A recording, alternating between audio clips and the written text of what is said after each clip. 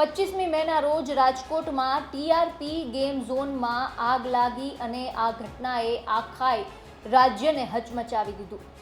આ દુર્ઘટનામાં 27 લોકોના મોત થયા।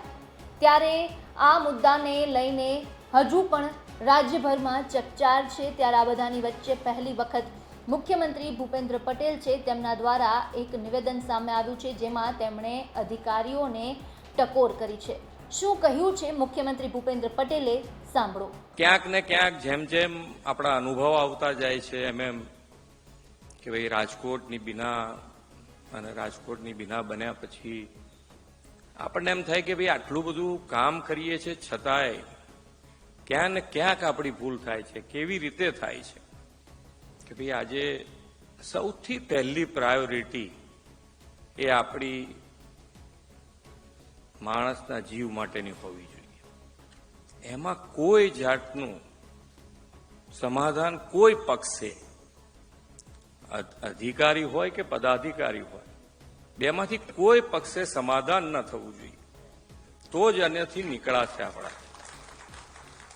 અમે ગેમ ઝોન માટેની એસઓપી મેં કીધું બનાવી તો દીધી છે એમણે, અને પબ્લિક ડોમિનમાં પણ મૂકી છે કે આપણે પબ્લિકમાંથી પણ પૂછી લઈએ કે ભાઈ એમને પણ કંઈક હજુ આની અંદર ઉમેરવા જેવું લાગતું હોય તો આપણે ઉમેરી, જેથી કરીને આવી કોઈ ઘટના ફરી ન બને એના માટે આપણે સૌએ ધ્યાન રાખવું। વિકાસ અને વિકાસની પાછળ દોટ મૂકીએ તો જેના માટે આપણે વિકાસ કરી રહ્યા છે એનું જો ધ્યાન નહીં રાખીએ તો એ આપણા માટે કોઈ ઉપયોગી ન રહી શકે એવું બને।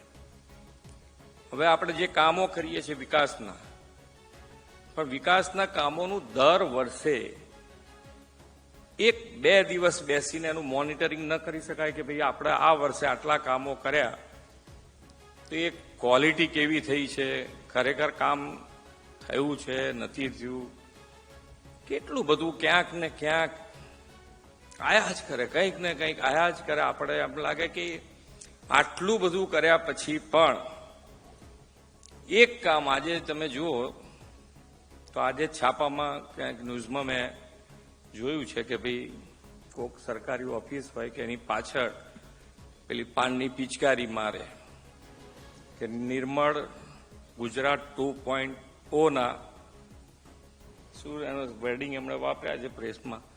એ પ્રેસમાં તો આપણને કહે પણ આપણે કરીએ છીએ ત્યારે કહે છે ને, મીડિયાનું આપણે હોય કે નાની નાની કમ્પ્લેનો આપણી જોડે આવતી હોય છે, પ્રજાજનો આપણને મોકલતા હોય છે, પણ આપણને એમ કે હવે આ તો આયા કરે આવું તો એમ।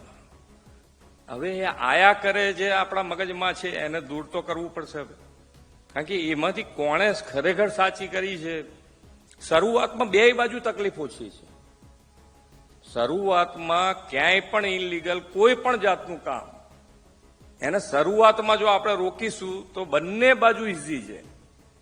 જેને આપણે બંધ કરાવીએ છીએ એના માટે ઇઝી છે, એ આપણી સામે નહીં પડે જલ્દી, અને આપણા માટે ઇઝી છે કે ભાઈ ઝડપથી એ દૂર થઈ જાય, પેલું ઘર કરી જાય, મજબૂત પાયો નખાઈ જાય છે, પછી તમારે બધાને માટે તકલીફ થાય, આપણને તકલીફ થાય।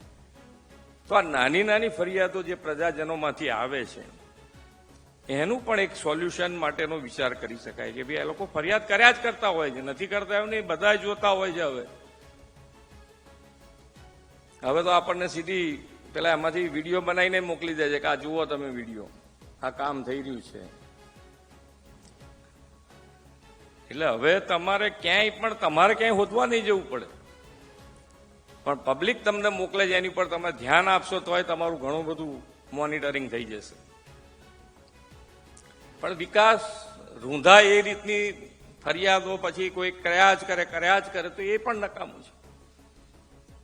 પણ આપણે બધાએ જોવું પડે કે ભાઈ આ ધ્યાનો રાખીશું તો જ આ બધામાંથી, કારણ કે એટલા બધા કામો થાય છે। મેં કીધું ને એમ કે આજે છાપામાં એક જ જગ્યાએ હશે, ઘણી બધી જગ્યાએ સાફ હશે, આપણી કેટલી ઓફિસો હશે એમાંથી એક જ ઓફિસમાં આવું થાય એટલે આપણું બધું કામ, તમારું બધું કામ કરેલું ઝીરો થાય। તો આપણે બધાએ તૂટી પડવું પડે ને એક જણ ઉપર કે તું શું કરે, તારા હિસાબે અમારે આટલા બધાને વાપરવું પડે। સીએમ ભૂપેન્દ્ર પટેલે આપેલા નિવેદનને લઈને આપનું શું માનવું છે અમને કોમેન્ટ બોક્સમાં જણાવો. સાથે જ આ વિડીયોને લાઇક, શેર અને મારી ચેનલને સબસ્ક્રાઇબ કરવાનું ભૂલશો નહીં. સાથે જ ન્યૂઝ અપડેટ માટે જોતા રહો ગુજરાત તક.